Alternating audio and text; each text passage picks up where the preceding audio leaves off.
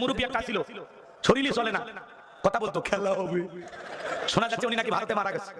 তো ফেসবুকে অলরেডি আলহামদুলিল্লাহ ওবায়দুল কাদের সাহেব মারা গেছে, আলহামদুলিল্লাহ। এদিকে দীর্ঘদিন যাবৎ ভারতে ভয়ানক অসুস্থ আওয়ামী লীগের সাধারণ সম্পাদক ওবায়দুল কাদের আজ রাত 1টার দিকে শেষ নিঃশ্বাস ত্যাগ করেছেন তিনি। দেশে আনা হচ্ছে ওবায়দুল কাদেরের মৃতদেহ। আসসালামু আলাইকুম। এই মুহূর্তে ব্রেকিং নিউজ আপনাদের সাথে শেয়ার করতে চাই। আমি একটু দেখে পড়তে চাই। বাংলা ট্রিবিউন থেকে পড়তে চাই। সেখানে শিরোনাম করা হয়েছে, কলকাতায় আইসিইউতে ভেন্টিলেশনে চিকিৎসাধীন ওবায়দুল কাদের।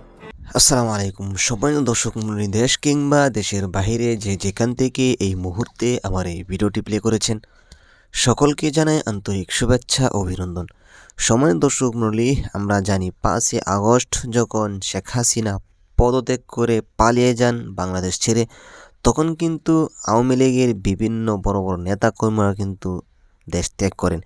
তার সাথে ওবায়দুল কাদের এতদিন আত্মগোপনে রয়েছিল। ইতিমধ্যেই তাকে নিয়ে যে সমালোচনা শুরু হয়েছে, সে নাকি আসলে মারা গিয়েছে। আসলে কি হতে যাচ্ছে বিষয়টি নিয়ে চাঞ্চল্যকর বিষয় থাকবে আজকের এই ভিডিওতে। না টেনে ধৈর্য সহকারে সম্পূর্ণ ভিডিও দেখবেন। চ্যানেলে নতুন হতে থাকলে সাবস্ক্রাইব করে পাশে থাকা বেল আইকনটি অন করেন। প্রিয় দর্শক, তাহলে চলুন স্ক্রিনে থাকা ভিডিওটি দেখে আসি।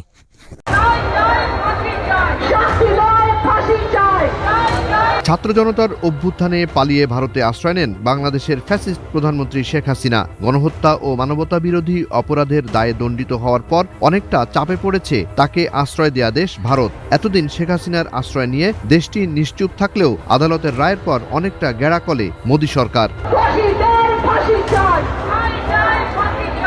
ভারতে অবৈধ অনুপ্রবেশকারী ধরার অভিযান ত্বরান্বিত হওয়ায় শেখ হাসিনা সহ বাংলাদেশ থেকে পালিয়ে ভারতে আশ্রয় নেয়া আওয়ামী লীগ নেতাকর্মীদের ব্যাপারে সমালোচনা তীব্র হচ্ছে দেশটিতে।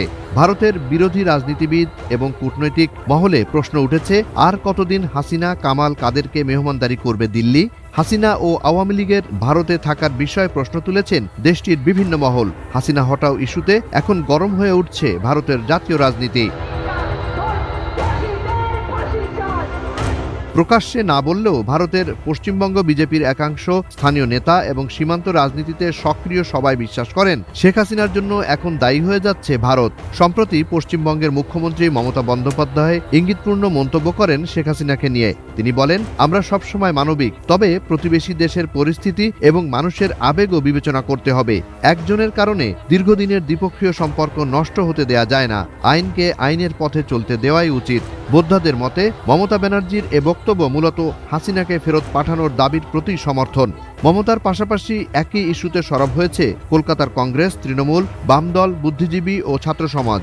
তাদের সাফ কথা, বাংলাদেশের বিচারের সামনে দাঁড়াতেই হবে শেখ হাসিনাকে। আমি তো কালকে বলছি, ঘাড় ধাক্কা দিয়ে এগুলোকে নিয়ে যাওয়া উচিত।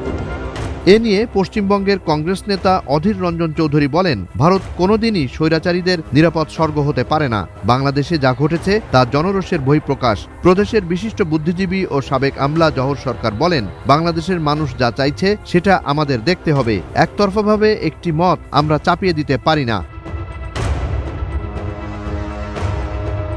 শুরু থেকে বিষয়টি নিয়ে কঠোর অবস্থানে ভারতের অল ইন্ডিয়া মজলিসি ইত্তেহাদুল মুসলিমিন প্রধান আসাদুদ্দিন। সম্প্রতি এক সমাবেশে তিনি বলেন, হিন্দু নির্যাতন নিয়ে কুম্ভীরাশ্রু ফেলা সরকার আজ স্বৈরাচারী হাসিনাকে ভিআইপি আতিথেয়তা দিচ্ছে।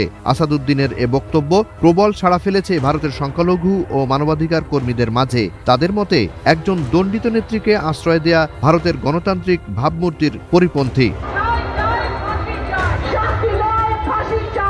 এদিকে শেখ হাসিনাকে ফেরত পাঠানোর দাবিতে রাজপথে নামার হুঁশিয়ারি দিয়েছে কলকাতার সুশীল সমাজ ও ছাত্ররা। কলকাতার বিশিষ্ট চলচ্চিত্র পরিচালক সৌমিত্র দস্তিদার বলেন, ইতিহাস সাক্ষী, যখনই কোনো শাসক জনগণের কণ্ঠরোধ করেছে তার পতন হয়েছে। বাংলাদেশে হাজার হাজার মানুষের রক্তের দাগ যার হাতে, তাকে মানবিকতার দোহাই দিয়ে আশ্রয় দেয়া মানে সে অপরাধকে সমর্থন করা। একজন সচেতন নাগরিক হিসেবে আমি মনে করি শেখ হাসিনাকে বাংলাদেশে ফেরত পাঠানোই একমাত্র ন্যায় বিচার।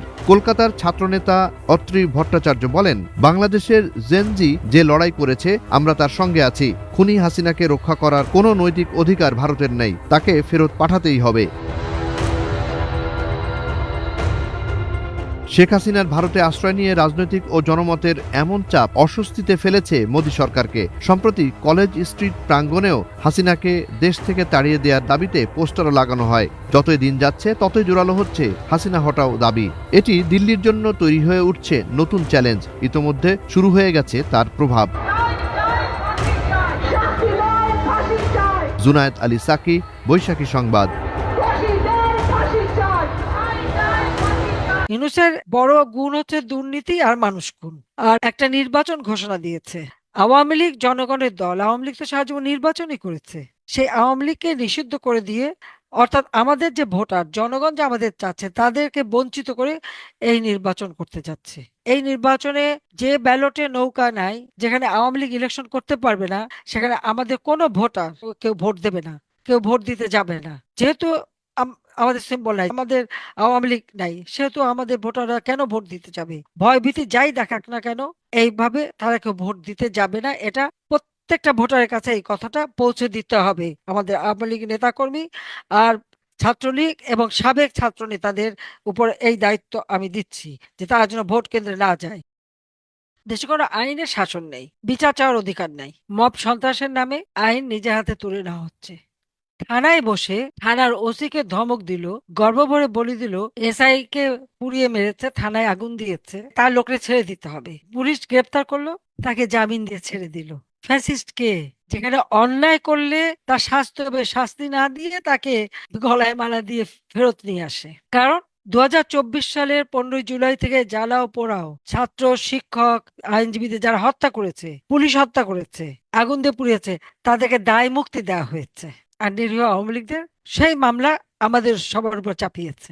এই অবস্থা থেকে দেশকে মুক্ত করতে সকলকে ঐক্যবদ্ধ হতে হবে।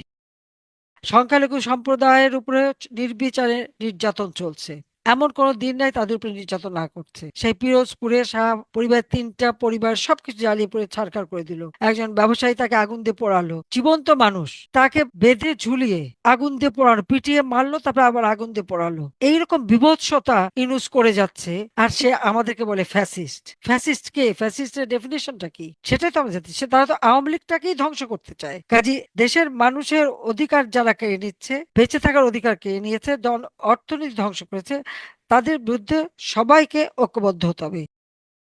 আমি যে নির্দেশনাগুলি দিলাম এগুলি অক্ষরে অক্ষরে পালন করে সবাইকে ঐক্যবদ্ধ হয়ে এগিয়ে যেতে হবে, যেন এই দুর্বৃত্ত ইউনূসকে আমরা সরিয়ে বাংলাদেশের মানুষের জীবনে শান্তি, নিরাপত্তা ফিরিয়ে আনতে পারি। জনগণের মৌলিক অধিকার আবার পূরণ করতে হবে। ইনশাআল্লাহ দেশকে আবার আমরা উন্নত সমৃদ্ধ করব। এই 2026 সালে আমাদের উন্নয়নশীল দেশের মর্যাদা উন্নীত হওয়ার কথা, আজকে সবকিছু ধ্বংস করে দিয়েছে এই খুনি ইউনূস। কাজে এদের হাত থেকে দেশকে রক্ষা করতে সবাইকে ঐক্যবদ্ধ হওয়ার আহ্বান জানাচ্ছি। ইনশাআল্লাহ জনতা জয় হবেই হবে, ছাত্রলীগের জয় হবেই হবে। শত বাধা অতিক্রম করে ছাত্রলীগের কর্মীরা যে আন্দোলন চালিয়ে যাচ্ছে, তার জন্য আমি তাদেরকে সংগ্রামী অভিনন্দন জানাই। প্রিয় দর্শক, আশা করি সম্পূর্ণ ভিডিও দেখে আসলেন। ভিডিওতে যে বিষয়গুলো দেখলেন, আসলে ওবায়দুল কাদের মারা না গেলেও সে কিন্তু আইসিইউতে অনেক মুমূর্ষু অবস্থায় রয়েছে। ওনার খুবই খারাপ অবস্থা, যে কোনো সময় খারাপ খবর আসতে পারে। প্রিয় দর্শক মণ্ডলী, অবশ্যই এই বিষয়ে কোনো মতামত থাকলে আপনাদের মতামতগুলো অবশ্যই কমেন্টে জানিয়ে দেবেন। এমনকি চ্যানেল নতুন হয়ে থাকলে অবশ্যই চ্যানেলটিকে সাবস্ক্রাইব করে পাশে থাকা বেল আইকনটি অন করে দেন, যাতে করে প্রত্যেক মুহূর্তের আপডেট সবার আগে পৌঁছাতে পারে আপনার কাছে। তাহলে আজকের মতো এখানে শেষ করছি, আবারও দেখা হচ্ছে অন্য ভিডিও।